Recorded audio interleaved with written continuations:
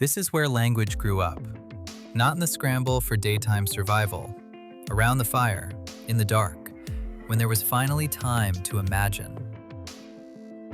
Fire also changed sleep, and almost no one knows this part.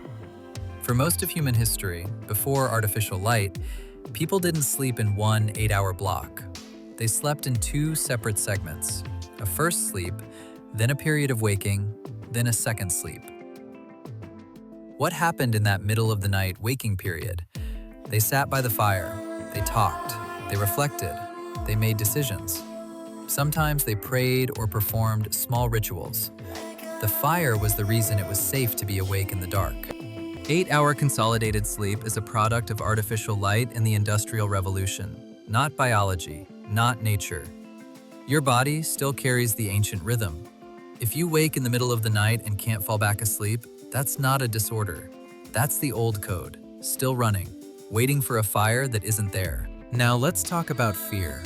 Because fire didn't just make the night safer, it changed which species was afraid. Before fire, the human position in the food chain was complicated. We were prey as often as predators. Lions, leopards, hyenas, saber-toothed cats, all of them hunted humans. The fossil record is clear. Hominin bones with big cat tooth marks, skulls with predator claw damage. Fire reversed this. Not immediately, not dramatically, but steadily, over thousands of generations, the animals that feared fire, which was most of them, began to associate smoke with danger, with us. Today, every large predator on Earth instinctively fears fire. That fear is older than any of the species that carry it. It's the memory of losing dominance, of watching a new creature take the night. That creature was us.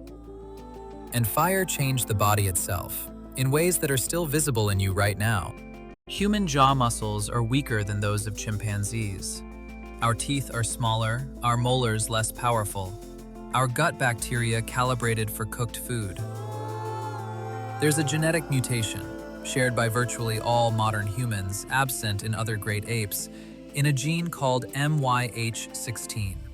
This gene controls jaw muscle size.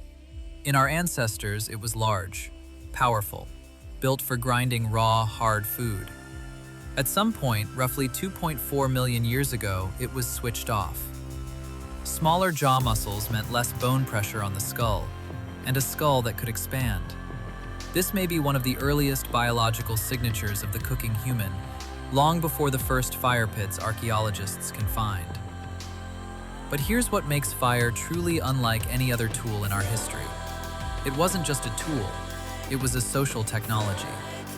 Every group that controlled fire had to manage it together. Someone had to tend it. Someone had to carry it when the group moved. Fire was shared, or fire went out. You can't hoard fire the way you can hoard food. If one person falls asleep and the fire dies, everyone suffers equally. Fire required cooperation, and cooperation, practiced every night around every fire across 10,000 generations, built the social circuits that make us human. Trust, reciprocity, the sense of we. There's a reason every human culture on Earth, without exception, has a myth about the origin of fire.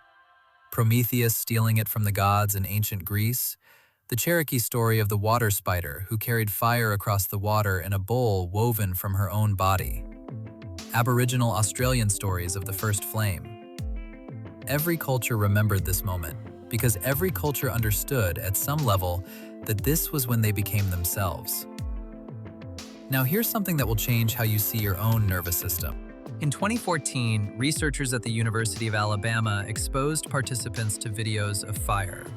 Crackling flames. No music, no narration, just fire. Blood pressure dropped, heart rate slowed. Participants reported feeling calm, socially connected, reflective. The longer they watched, the stronger the effect. The researchers called this the hearth hypothesis. The idea that the human nervous system evolved to read firelight is a signal. You are safe. You are with your people. You can rest now. Think about why candles feel intimate, why campfires create conversations that nothing else can. Why people can stare into a fireplace for an hour without getting bored. Your nervous system isn't malfunctioning. It's running ancient software, written over 1,000,000 years of nights around the fire. Fire didn't cook our food. Fire cooked us.